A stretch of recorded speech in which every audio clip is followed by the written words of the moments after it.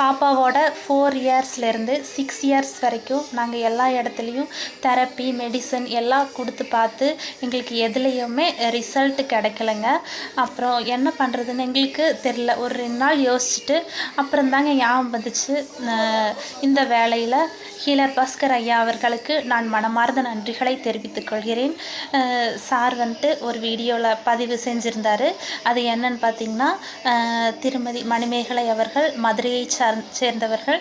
இவங்க வந்துட்டு ஃப்ரீயாக கவுன்சிலிங் கொடுக்குறாங்க இந்த மாதிரி சிறப்பு குழந்தைகளுக்கு அப்படின்னு சொல்லி ஒரு நம்பர் கொடுத்துருந்தாங்க. அது வந்துட்டு நாங்கள் இந்த தெரப்பி கிளாஸ் அட்டன் பண்ணும்போதே வந்துட்டு நோட் பண்ணி வச்சுருந்தோம். அந்த நம்பர் ஒரு நோட்டில் எழுதியிருந்தது. அப்போ தாங்க அது கண்ணுக்கு பட்டுச்சு.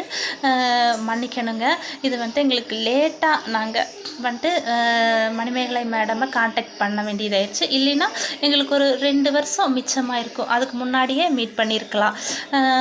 ஓகேன்ட்டு மேடம்க்கு கால் பண்ணி பேசும்போது அவங்க ஒரு 2 மணி நேரம் பேசினாங்க. எல்லாம் பேசிட்டு மலர் மருந்துகள் எடுங்க அப்படின்னு சொன்னாங்க. ஓகே அப்படின்ட்டு மலர் மருந்துகள் நாங்கள் கொடுக்க ஆரம்பித்தோம். அது எப்படின்னு பார்த்திங்கன்னா, தை 1ஆம் தேதி 2025 இந்த வருஷத்துலேருந்து தாங்க 1 இயராக நாங்கள் கொடுத்துட்ருக்கோம். இப்போ தை வரப்போகுது, 1 இயர் கம்ப்ளீட் ஆக போகுதுங்க.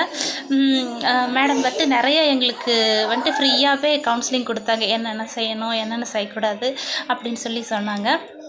அதில் நேச்சர் தெரப்பின்னு சொல்லிங்க ஒரு 5 எண்ணம் கொடுத்துருந்தாங்க. இது பார்த்திங்கன்னா, நீர், நிலம், காற்று, நெருப்பு, ஆகாயம், இதெல்லாம் வந்துட்டு தனித்தனியாக எக்ஸ்பிளைன் பண்ணி அதுக்கெலாம் வந்துட்டு எங்களுக்கு ஃப்ரீயாகவே எல்லா அட்வைஸும் கொடுத்தாங்க. அது நாங்கள் எல்லாமே ஃபாலோ பண்ணோம். மலர் மருந்துகள் கரெக்டாக எடுத்துக்கிட்டோம்.